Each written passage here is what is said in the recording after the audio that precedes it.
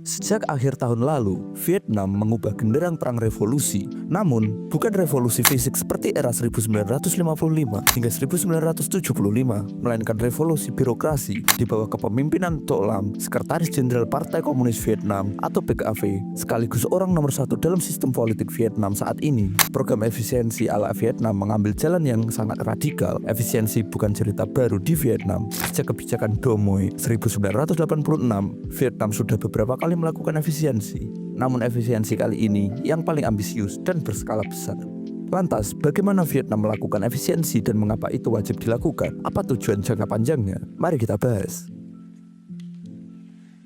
Sejak Desember tahun lalu, Vietnam sudah mulai gaspol untuk merampingkan birokrasi. Targetnya sebelum Kongres Partai Komunis atau PKV pada 2026, revolusi birokrasi ini sudah selesai dalam tempo tak sampai 2 bulan. Vietnam berhasil merampingkan kabinetnya dari 30 kementerian menjadi hanya 14 kementerian dan 3 lembaga setingkat menteri. Sejumlah kementerian yang mempunyai fungsi kerja yang mirip bakal digabung. Tidak berhenti di situ, perampingan juga memangkas unit-unit organisasi di dalam kementerian maupun lembaga sehingga tidak mengalami obesitas. Setidaknya ada 13 direktorat jenderal, 738 departemen dan biro, serta 3.303 unit cabang yang akan dihapus. Revolusi birokrasi tak hanya merombak kementerian, pilar negara yang lain, seperti Majelis Nasional dan partai, juga dirampingkan. Majelis Nasional Vietnam yang berfungsi sebagai lembaga legislatif mengalami pemangkasan komisi dari 8 menjadi 5. Partai Komunis Vietnam sebagai partai berkuasa sekaligus kekuatan politik utama di Vietnam juga mengalami perampingan. Organ partai dikurangi dari 19 menjadi tinggal 13 organ resmi partai.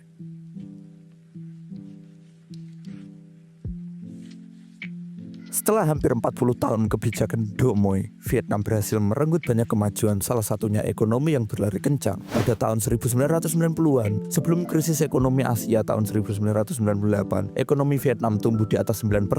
Setelah itu ekonomi Vietnam masih tumbuh 6 hingga 7%. Bahkan pada 2022, setelah pandemi Covid, ekonomi Vietnam tumbuh 8,12%. Meskipun ekonomi melaju kencang, tetapi Vietnam masih terperangkap dalam kategori negara berpendapatan menengah ke bawah. Situasi itu yang membuat Vietnam kurang puas dengan kemajuan ekonominya. Karena itu Vietnam menyusun mimpi besar pada tahun 2030 nanti, bertepatan dengan 100 tahun usia Partai Komunis Vietnam, Vietnam sudah menjadi negara berpendapatan menengah atas. Kemudian pada 2045, saat Republik Sosialis Vietnam berusia 100 tahun, negara ini sudah naik kelas menjadi negara berpendapatan tinggi. Sejak meletusnya perang dagang antara China dan Amerika, pada 2018, Vietnam ketiban rezeki. Ratusan perusahaan memindahkan pabriknya dari China ke Vietnam. Bahkan raksasa teknologi seperti Nvidia dan Apple Inc. memilih berinvestasi di Vietnam ketimbang Indonesia. Namun itu belum cukup untuk membuat ekonomi Vietnam bisa melaju kencang di tengah dunia yang berubah cepat. Vietnam sadar, jika hendak melangkah menjadi negara berpendapatan tinggi, mereka harus bertumpu pada industrialisasi. Saat ini, kontribusi manufaktur terhadap PDB Vietnam sudah mencapai 23,88%.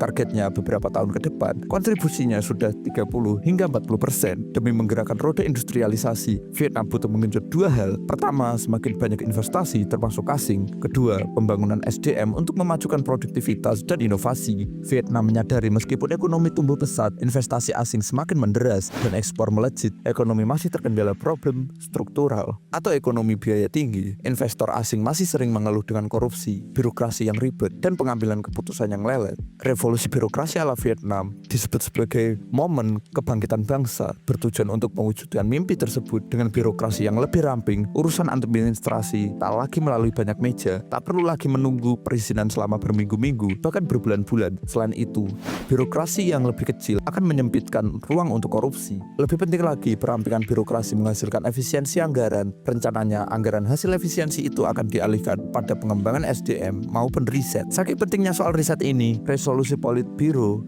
Partai Komunis Vietnam sudah mengamanatkan alokasi anggaran riset dari 0,4% menjadi 2% dari PDB. Selain itu, Vietnam akan mencetak minimal 12 peneliti per 10.000 penduduk pada 2030. Jadi tidak heran, dalam beberapa tahun mendatang, Vietnam akan menjadi salah satu kekuatan industri dan teknologi maju di dunia.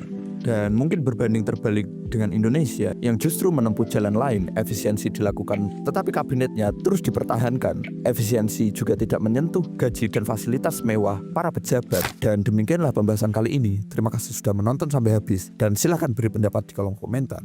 Jangan lupa untuk like dan subscribe, dan sampai jumpa.